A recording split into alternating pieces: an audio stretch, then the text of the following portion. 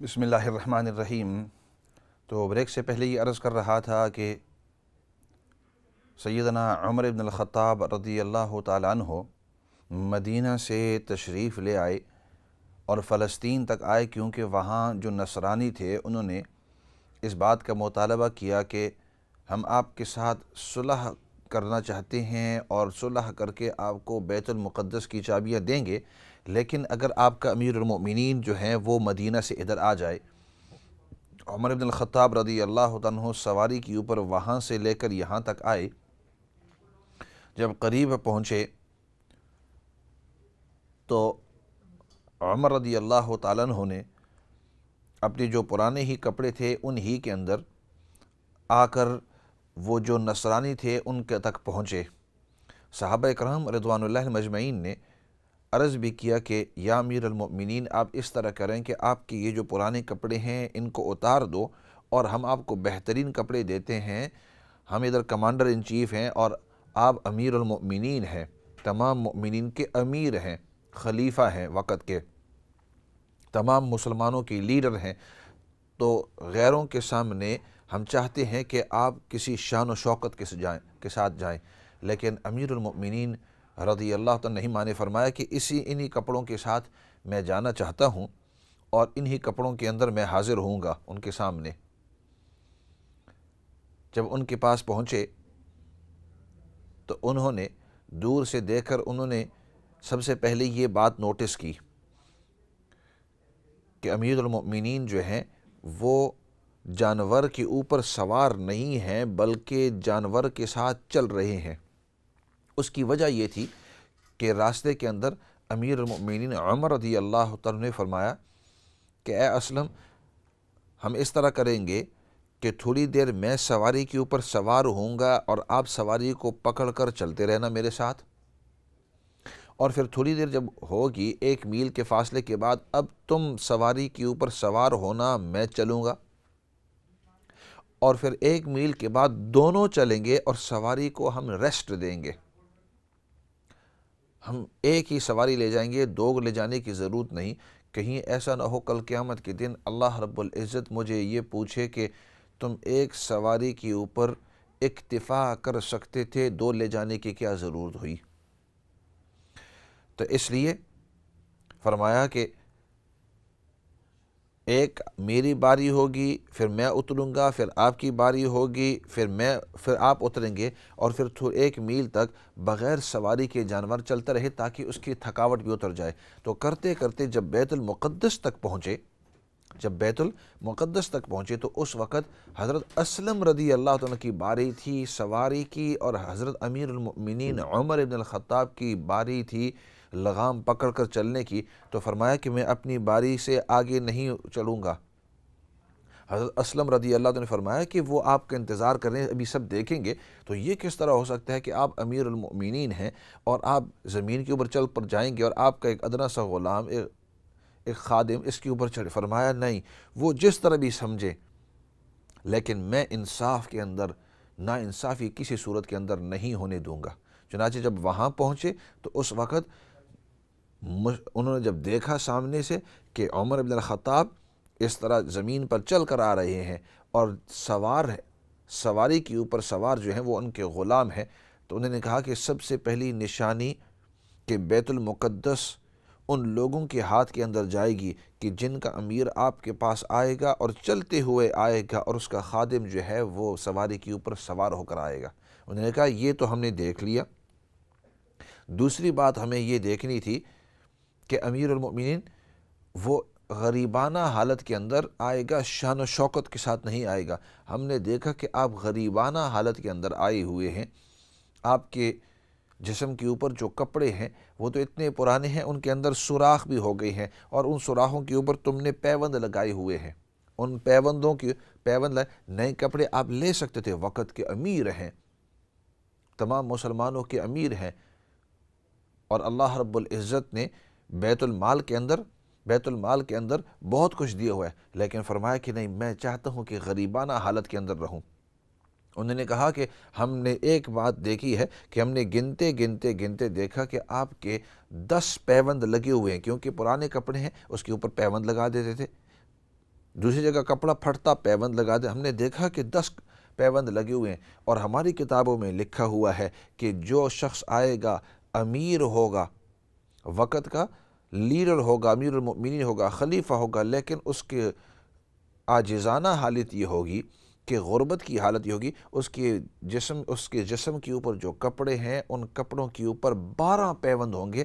تو یہ نہیں ہو سکتا کیونکہ تیرے 10 پیوند ہیں. امیر المؤمنین رضی اللہ تعالیٰ نے اپنے جو دونوں ہاتھ ہیں وہ بلند اس طرح کیے، فرمایا کہ ایک پیوند ادھر بھی ہے اور ایک پیوند ادھر لگا ہوا ہے. اس وقت انہوں نے چابیاں پھینک دی. انہوں نے کہا کہ یہ واقعی وہ امیر المؤمنین ہے کہ جس کے بارے میں ہماری کتابوں میں لکھا ہوا تھا کہ یہ بیت المقدس کو فتح کر لیں گے. ہم آپ کے ساتھ لڑنا نہیں چاہتے، نہ تم ہم سے لڑنا چاہتے ہو. بیت المقدس کی چابیاں لے لو اور تم اس کو سنبھالو.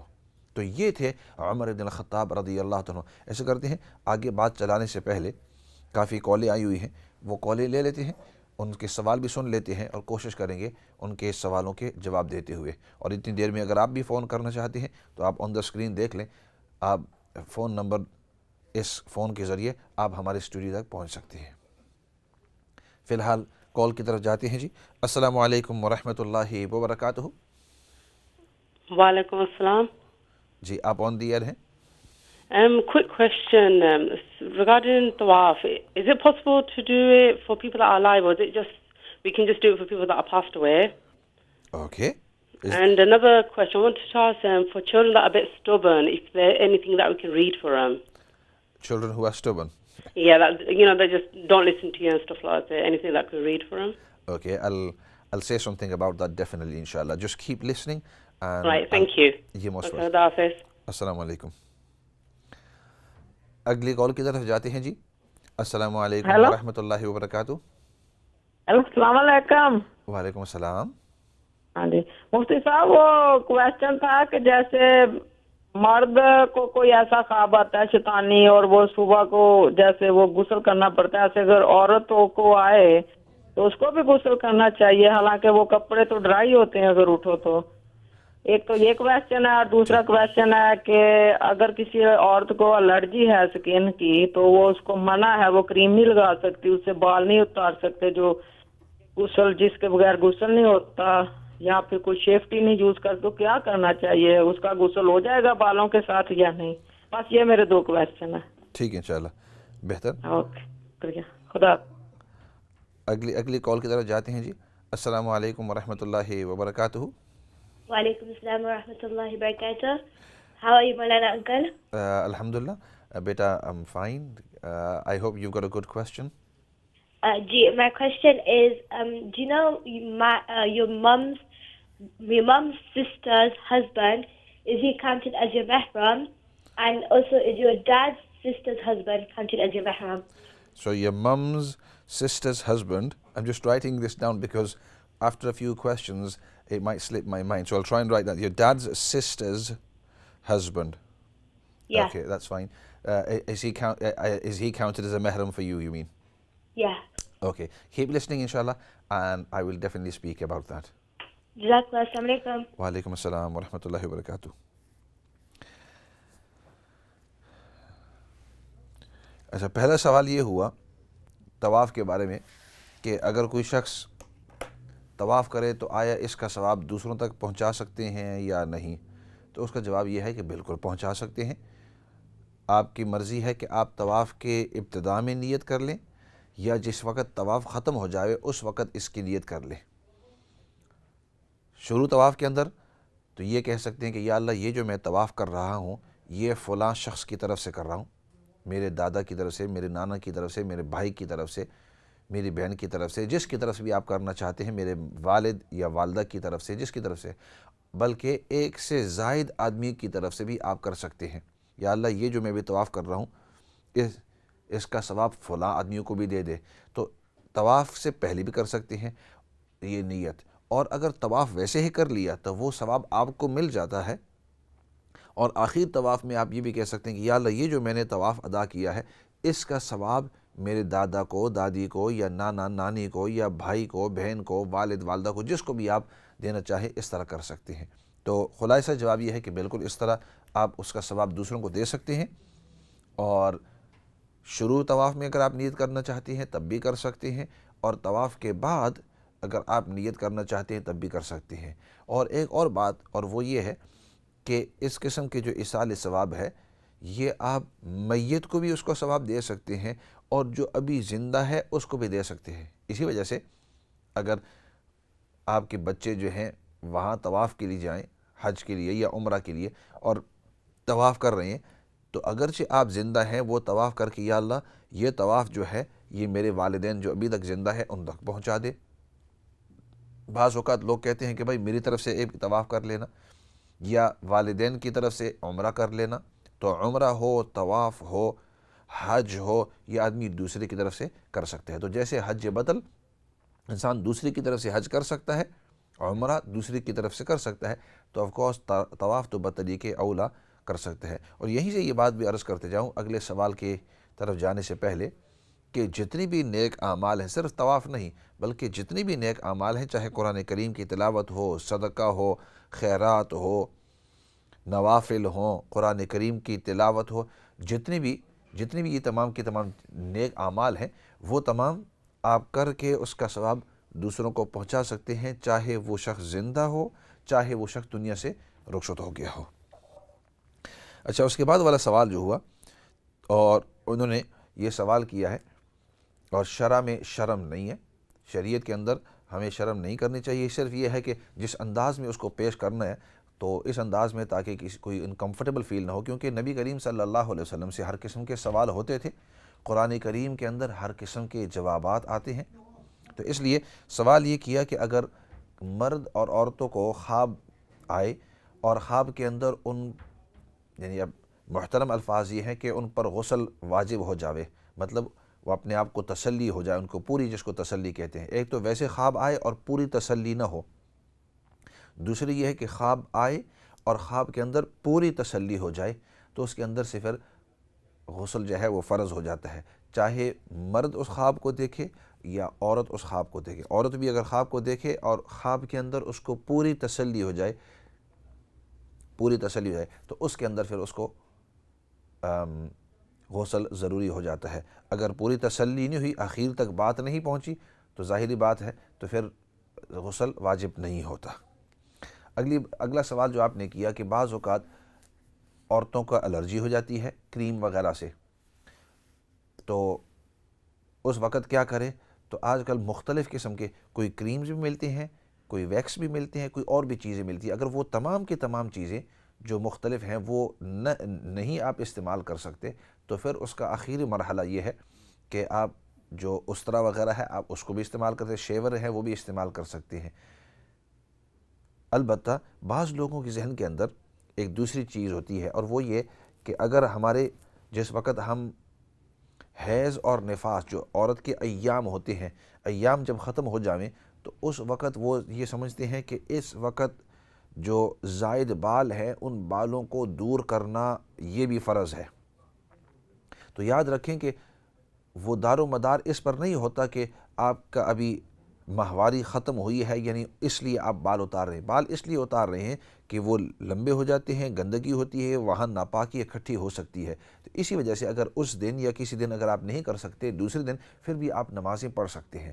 یہ اس لیے عرض کرنا ضروری ہو گیا ہے کہ بعض لوگ یہ سمجھتے ہیں کہ جس وقت آپ نے فرض غسل کیا تو اس وقت وہ زائد بال جو ہیں ان کو بھی اتارنا ہے۔ اگر بالفرض وہ بھول گئے تو وہ یا نہیں کر سکے یا مجبوری کی وجہ سے نہیں کر سکے تھے، وہ سمجھتے ہیں اب اگلی دن میں نماز بھی نہیں پڑھ سکتی ہوں، تو وہ نماز بھی چھوڑ دیتی ہیں، حالانکہ چھوڑنی نہیں چاہیے۔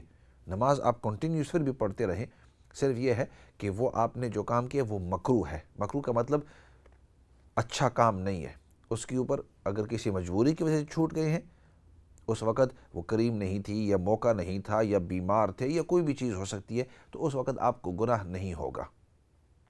تو اس لیے ایسے حالات کے اندر اگر کریم سے الرجی وغیرہ ہے تو پھر آپ وہ شیور وغیرہ جو ہوتے ہیں آپ ان کو استعمال کر سکتے ہیں، اس طرح شیور وغیرہ جو بھی نام آپ دینا چاہتے ہیں۔ The next question, Beta Alia, you asked about mahram. Mahram are those people, for the information of the listeners, محرم اس کو کہتے ہیں کہ جس کے ساتھ نکاح حرام ہے۔ محرم are those people with whom nikah is haram. And men, they have mahram, and also women, they have mahram. So men, their mahram will be of course females, and females, ladies, your mahram will be of course males. And mahram are those people who you have some sort of a blood relationship with. And the easy way to understand it, I will come to those two specific questions that you've asked about your mum's sister's husband. That means your auntie's husband, khala's husband, or we would say khalu. And then you said your father's sister, which is your pupi jo hoti hai, that's your auntie's husband, and we call him pupa as well. So those are the two you've asked for specifically. I will speak about them in a moment, inshallah. But let me elaborate for the sake of the listeners. All those that you have a blood relationship with, they will be mahram for you. So, for example, and the easy way to understand it is if a person there, if you go upwards, your mother and your father, and then their mothers and fathers. So, just like your mother and father are mahram for you. So when I say your mother and father, so that means if you're a male, then your mother is your mahram. If you are a female, then your father. That's why we're going that way, and you will have to decide. So I will say mother and father, that means you will have to decide the male and the female side, of course. So your mother and father, and then their mothers and fathers, if you go upwards, your children and their children. So that is an easy first step to remember. Mahrams. So your parents and their parents. तो मैं महरम समझा रहा था, उर्दू अंग्रेज़ी दोनों के अंदर चलता जाऊंगा ताकि लोगों को ये, बहुत से उलमा को भी इसके अंदर थोड़ी सी गुंजान हो जाती है, लेकिन ये आसान तरीका याद रखने का कि महरम के कौन है। महरम वो शख्स के जिसके साथ निकाह करना हराम है, तो वो कौन कौन है। तो सबसे पहले आपके जो वालिदैन हैं, तो इससे फिर आप ख़ुद अंदाज़ा लगा लें। अगर आप औरत हैं तो आपके जो वालिद हैं वो आपके लिए महरम है, और अगर आप मर्द हैं तो आपकी जो वालदा है वो। तो इससे मेल और फीमेल, नर और मादा आप ख़ुद ब खुद कर लो। तो उसका आसान तरीका कि अगर एक शख्स, उसके जो वालिदैन उसके महरम है और उनके जो वालिदैन हैं, चाहे वालिद के वालिदैन और जो वालदा के वालिदैन, तो ऊपर तक चलते जाओ तो ये महरम, और नीचे की तरफ जाओ तो आपकी औलाद, चाहे बेटा हो बेटी हो, your children are your mahram, and their children are your mahram, and their children, and you can keep going down. So that's the first, and we call them usul and furu. We call them the origins or the roots and the offspring. So your origins, your parents, your grandparents from both sides, etc., and their grandparents. That's the first one. And the second one is when you go on your sides. So that means your brothers and sisters, your brothers and your sisters, they are your mahram, and their offspring is also your mahram. So your brothers are your mahram, your sisters are your mahram. Brothers, I mean if you're a female, of course, and I mean sisters if you're a male. So your brothers and your sisters and their offspring, that means they will be your nephews and nieces, and they will be nephews and nieces, and it goes down. That's two things. Thirdly, just like your brothers and your sisters are your mahram, similarly your parents' brothers and sisters are your mahram, and that means your father's and your mother's side. So your father's brothers and sisters, they are your mahram, and your mother's brothers and sisters, they are mahram. And that's where it stops. Not their offspring. Not their offspring. So it stays to mother's brothers and sisters, father's brothers and sisters, they are your mahram. Now, anything other than this, the Quran Kareem mentions a few more specific examples if a new marriage was to occur, and then وَأُمَّهَاتُكُمُ اللَّاتِي دَخَلْتُمْ بِهِنَّ فَإِن لَمْ تَكُونُوا دَخَلْتُمْ بِهِنَّ فَلَا جُنَاحَ. Some more examples, but this was the basic structure. Now coming back to your specific question, and that is my mum's sister, her husband, and he is not your mahram. Your mum's sister is a mahram for a male. Similarly, but for a female, her husband is not. Similarly, your dad's sister is a mahram, but her husband is not a mahram, because he does not have any direct relationship with you as a family.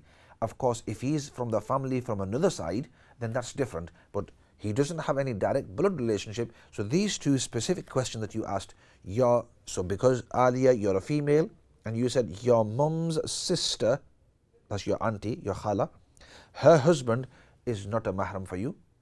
And similarly, your father's sister, her husband is not mahram for you as well. I hope that makes it simple. So the whole mahram structure, the basic structure I've explained as well, and it's very important to know who our mahram are, because that involves lots of things. It involves safar. محرم کا جاننا بہت ضروری ہے. اور آخری حصے کے اندر sorry وہ بھی اردو کے اندر سمجھا دوں اگلی بات جانے سے پہلے کہ میں یہ کہہ رہا تھا کہ محرم کون کون سے ہیں, کہ انسان کے جو اصول ہیں, آپ کے جو والدین ہیں, ان کے جو والدین ہیں, اوپر چلتے جاؤ, یہ تو اصول, اور فروع آپ کے اولاد اور ان کی اولاد اور ان کی اولاد, یہ, اور تیسرے بھائی اور بہن جو ہوتی ہیں یہ بھی آپ کے اصول, یہ بھی آپ کے محرم ہیں, اور بھائی اور بہنوں کی, بھائیوں اور بہنوں کی جو اولاد ہے وہ بھی آپ کی محرم. 4 صنفیں ہو گئی. اور پھر 5ویں صنف آپ کے جو والدین ہیں, والدہ اور والد, ان دونوں کے بھائی اور بہنیں جو ہیں وہ بھی آپ کے محرم ہیں. اور یہ محرم کا جاننا یہ بہت ہی ضروری ہے, اس لیے, اور 4-5 اور بھی ہیں لیکن یہ بیسکس, قرآن کریم نے 3-4 اور بھی مثالیں دی ہیں, لیکن یہ بیسک اگر سمجھ میں آ جائے, اور یہ اس لیے ضروری ہے کیونکہ پردے کے لیے محرم کا جاننا ضروری ہے. اسلامی جو سفر ہے 48 میل سے زیادہ, اس کے اندر ان کا جاننا ضروری ہے. اس لیے اسی طرح حج اور عمرے کا جو سفر ہے اس کے اندر مسائل بہت سارے ہیں کہ جن کے اندر محرم کا جاننا ضروری ہے. آگے مستقبل کے اندر نکاح اور عدم نکاح کے اندر محرم کا جاننا ضروری ہے. تو محرم جس کے ساتھ ایک شخص کا نکاح حرام ہے اس کو محرم کہتے ہیں. ایسے کرتے ہیں, اگلی کال کی طرف جاتے ہیں, پھر واپس اس موضوع کی طرف واپس آئیں گے. السلام علیکم ورحمۃ اللہ وبرکاتہ. وعلیکم السلام ورحمۃ اللہ وبرکاتہ. رانا صاحب کیسے ہیں آپ؟ ٹھیک ہیں الحمدللہ, اللہ کا شکر ہے.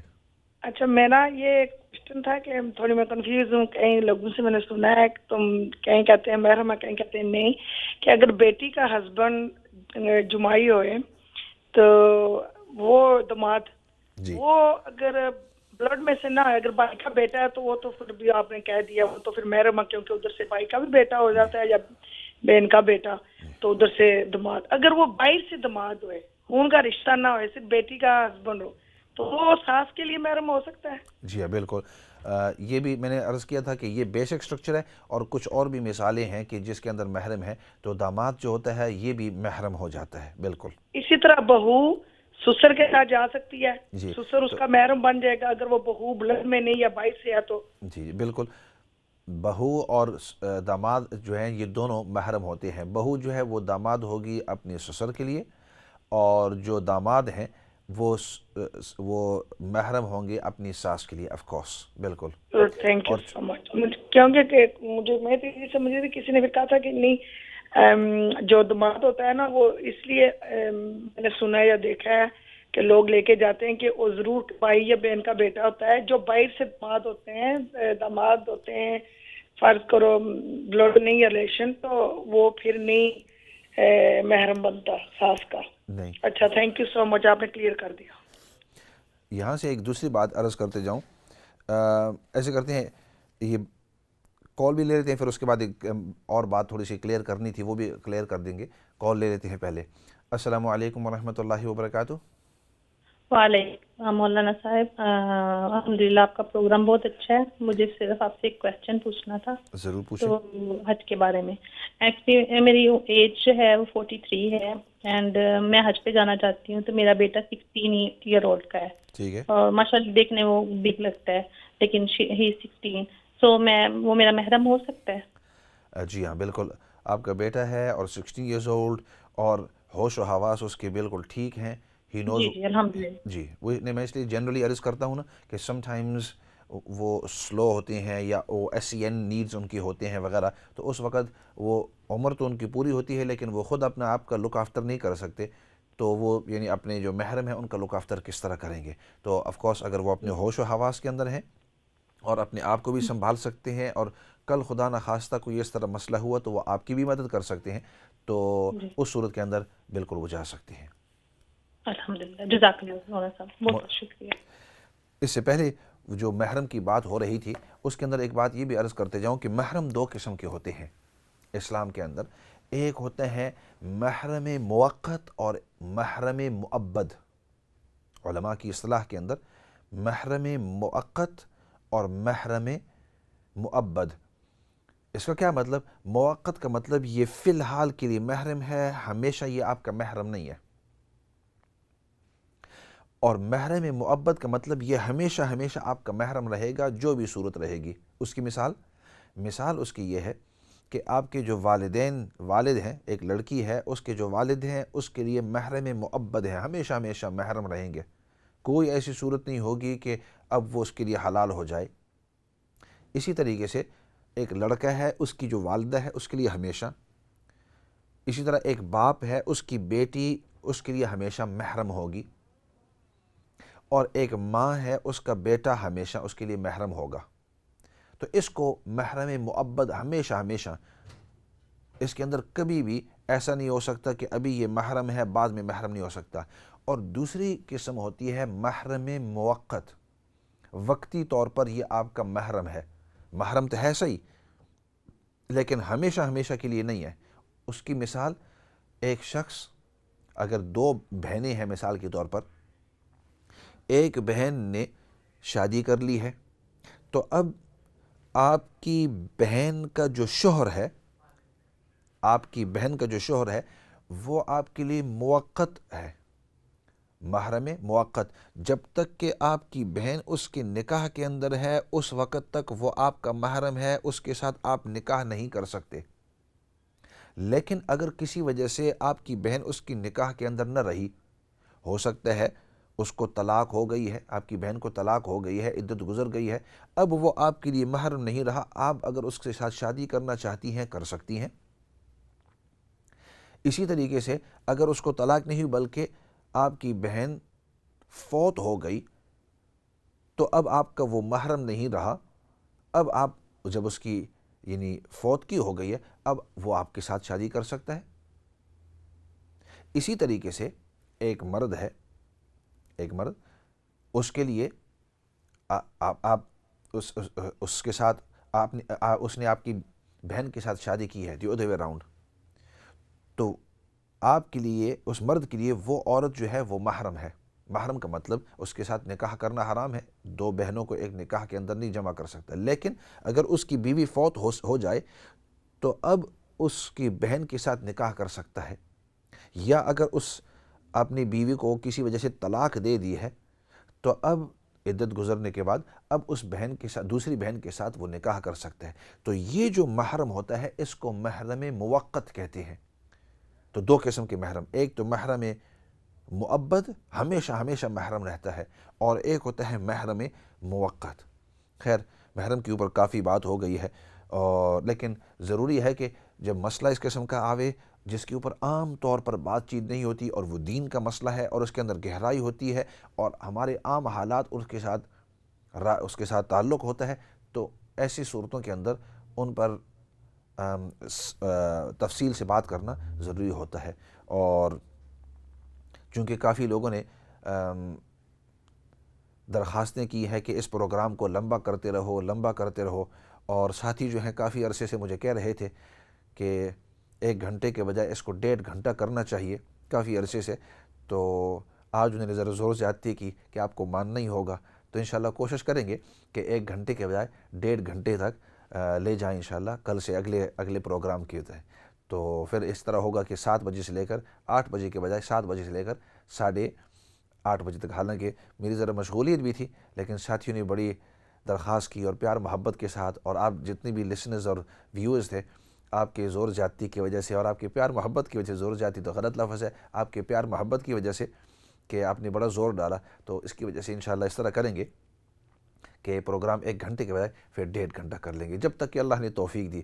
جب تھک گئی یا نہ ہو سکا تو پھر آپ سے دوبارہ میں، کیونکہ آپ جو لسنرز اور ویو ہیں پورا دار و مدار آپ پر ہے، تو جب تک آپ کے سوالات آتے رہیں گے اور آپ کی کنٹریبیوشن ہمارے ساتھ رہے گی تو اس وقت تک ہم آپ کا ساتھ دیتے رہیں گے۔ جب ہم نے دیکھا کہ آپ بھی تھک گئے ہیں یا آپ بھی مشغول ہو گئے ہیں تو پھر ہم بھی وقت کو کم کر لیں گے، لیکن چونکہ آپ کا پیار تھا، محبت اور آپ کا حسن ظن اتنی دیر تک، اور آپ اتنا پیار کرتے رہے، تو چلو آپ کی بات مان لیتے ہیں اور اس کو اپنے جو تقاضے ہیں ان کو ہم پیچھے رکھ لیتے ہیں کہ ہمارا وقت جو بیزی ہے کسی اور وقت کے اندر اپنے کام کر لیں گے، آپ حضرات کی بات کو مد نظر رکھتے ہوئے آپ کی بات مان لیتے ہیں۔ تو انشاءاللہ آئندہ پروگرام سے یا دیکھیں گے کب پروگرامز کس طرح بنتے ہیں، گھنٹے کے بجائے 1.5 گھنٹے کی طرف انشاءاللہ پھر آئیں گے۔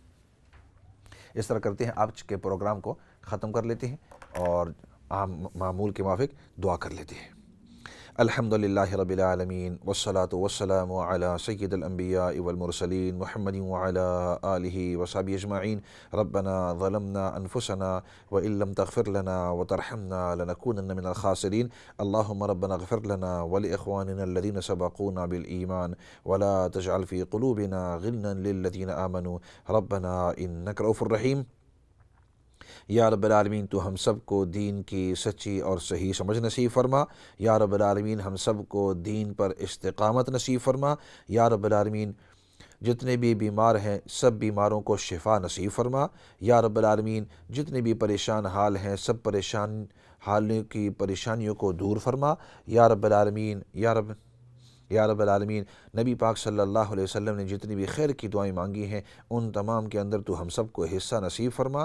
یا رب العالمین نبی پاک صلی اللہ علیہ وسلم نے جن شرور فتن فساد سے پناہ مانگی ہے، حفاظت مانگی ہے، ان تمام سے پناہ اور حفاظت نصیب فرما۔ اور یا رب العالمین سب سے بڑی بات وہ تیری رضامندی ہے، یا اللہ تو ہم سب کو اپنی رضامندی نصیب فرما۔ سبحان ربک رب العزت عما یصفون وسلام علی المرسلین والحمد للہ رب العالمین برحمتک یا ارحم الراحمین۔